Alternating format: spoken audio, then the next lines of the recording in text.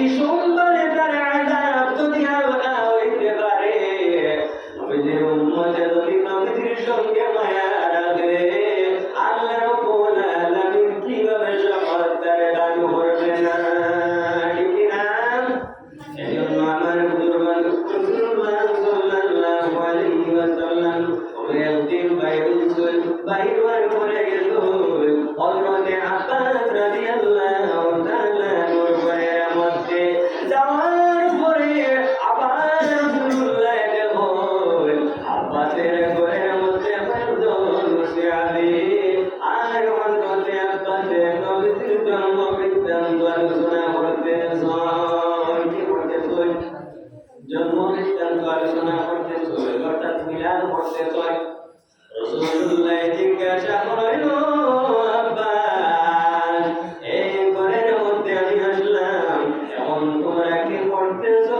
আমি নবীর একটা আওয়াজ পৌঁছাই। হযরতে আব্বাস ফরমাইলেন, ইয়া রাসূলুল্লাহ, আমরা আপনি নবীর মিলাদ করতেছি। রাসূলুল্লাহ ফরমাইলেন, আব্বাস, তোমরা এই ঘরের মধ্যে যারা আছো, তোমাদের প্রত্যেকের জন্য আমি রাসূলুল্লাহর শাফাত ওয়াজিব হয়ে গেছে। এর জন্য আমার নবীর ভালোবাসা অন্তরের মধ্যে থাকো, সেই ব্যক্তি নবীর জন্মদিনটা কিন্তু তালাশ করবো কিনা?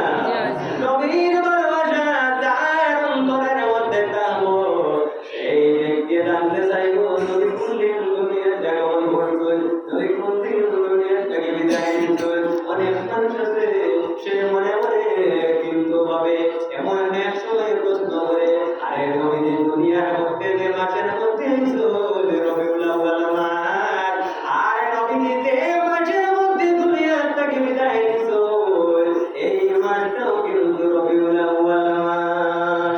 তখন সে বলে, তাহলে জন্ম পালন করো, করম কেন পালন করো না? হয় কিনা? আমার দুর্বল, আরে রাসূলুল্লাহ দুনিয়ার মধ্যে রবিউল আউয়াল মাসের মধ্যে আগমন করছো, আর রবিউল আউয়াল মাসের মধ্যে দুনিয়ার থেকে বিদায় নিছো, কিন্তু নবীর মত এবং আমাদের মত কিন্তু সমান হইবে? জি না। নবী এবং আমাদের মধ্যে ব্যবধান আছে। আর রাসূলুল্লাহ যদিও দুনিয়া থেকে বিদায় নেন, কিন্তু রাসূলুল্লাহ মদিনা শরীফের মধ্যে জীবিত অবস্থায় আছেন কিনা? আল্লাহ নবী দুনিয়াতে আওয়ার পরে উম্মতের জন্য রাসূলুল্লাহ কাঁদতেন, আর নবীজি দুনিয়া থেকে বিদায় নেওয়ার পরে দেখা যায় নবীজির একটু তোমার নড়াচড়া করে সে আগে দেখা যায় ঘুরে আসি, আগে দেখা যায় নিজের ঠান্ডা করেছে। এখন এর পরে শুনুন নবীজির জবান থেকে বাইরে হইতেছে, রব্বি আমিনি উম্মতি। আমার দুর্বল, এই হলো নবীজি, এই হলো রাসূল। এর জন্য আমরা এখন নবীর সমান হইতে পারি না, কোনো সময় হইতাম নাই। কোনো সময় এই কথা ভাবিও না। যদি এই কথা কোনো মানুষ ভাবে, তাহলে এর ভিতরের মধ্যে ইমান পাবে না। আমার বুজুর্গণ, নবীজির সাথে মহব্বত রাখিও। আল্লাহ নবীর সাথে যদি কোনো মানুষের ভালোবাসা থাকে না, এই মানুষ কিন্তু কোনো সময় মুমিন হইতে পারবে না, পারবে না। আর যদি মানুষ মুমিন হয় না, তাহলে কাল কিয়ামতের দিন জান্নাতের মধ্যে যাইতে পারবে না। মুমিন না গেলে হবে বলি না। আর মুমিন হইতে হলে এসব দিকে এই রাস্তার মধ্যে রাস্তা লাগবে, এই জিনিসটি হইল নবীর সাথে ভালোবাসা। আর নবীর সাথে ভালোবাসাটা যার হইব, সে নবীর জন্ম নিয়ে আসে আলোচনা করতে চাইবো, জানতে চাইবো, শুনতে চাইবো, ঠিক কিনা? আল্লাহ রাব্বুল আলামিন আমরা প্রত্যেকে আমরা তোকে দান করতে চাইবো। আল্লাহুম্মা আমিন। আই আমার বুঝুর করে একবার নবীর সালাম আলাইহি সালাম পেশ করে লাইয়া নবী